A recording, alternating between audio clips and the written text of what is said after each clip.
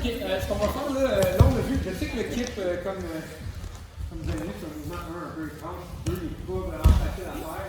Ce que j'expliquais des fois, on m'a demandé, essayez pas de le faire avec le haut de votre corps, c'est vraiment le bas du corps qui travaille seulement. Et puis, ce qui est dur, c'est qu'on doit isoler vraiment les ischio-jambiers quand on le fait. C'est ça qui nous permet de. C'est pas un mouvement avec une grande amplitude, c'est des petits mouvements comme ça ici. Okay? La pratique, évidemment, il n'y a pas d'autre moyen.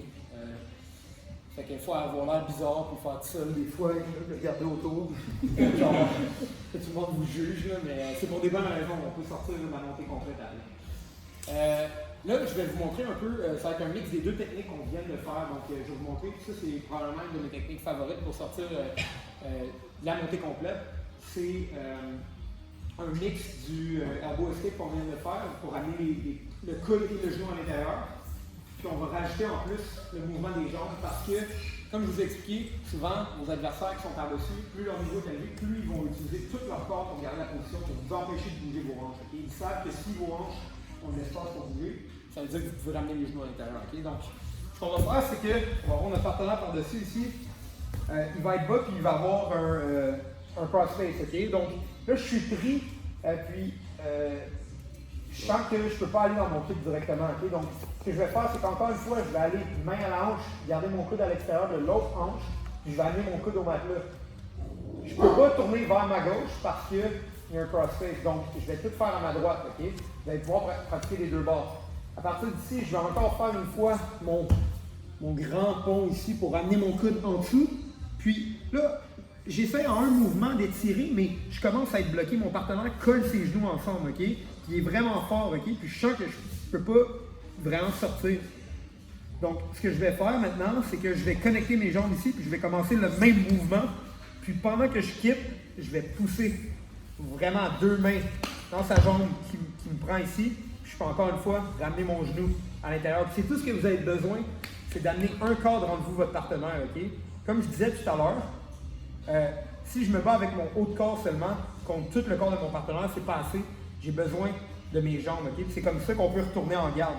Donc si je retire cette jambe-là, je peux ramener mes jambes en face de moi.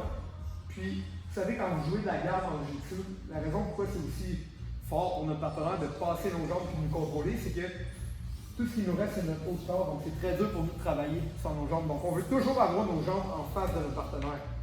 Ok, maintenant, s'il essaie de mettre de la pression et de me contrôler, c'est facile pour moi de recevoir cette pression-là.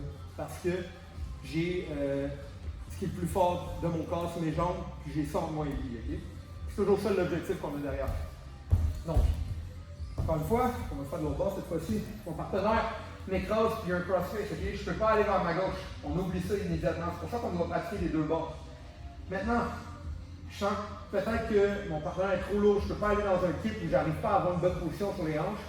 Je vais mettre ma main sur sa hanche opposée, mon coude, je m'assure qu'il ne sort pas de la ligne du centre, puis je vais connecter mon coude au matelas, ok? Maintenant, à partir d'ici, je vais faire mon pont avec beaucoup d'amplitude, puis je vais retirer mon coude derrière et aller chercher. Comme on a fait au début, la première technique, je vais commencer à me retirer, mais cette fois-ci, mon partenaire m'empêche, il serre vraiment ses genoux ensemble, puis je n'arrive pas à sortir. Donc, je vais connecter mes jambes ensemble et je vais donner des petits coups jusqu'à ce que je puisse commencer à ramener au moins un genou à l'intérieur. À partir d'ici, je peux commencer à attaquer soit la soumission ou encore commencer à me relever ou rentrer dans, si vous connaissez quelques techniques à partir d'ici, n'hésitez pas à les faire, vous pouvez vous relever sur l'autre regard dans les techniques. Alright guys, one last time, in English this time. So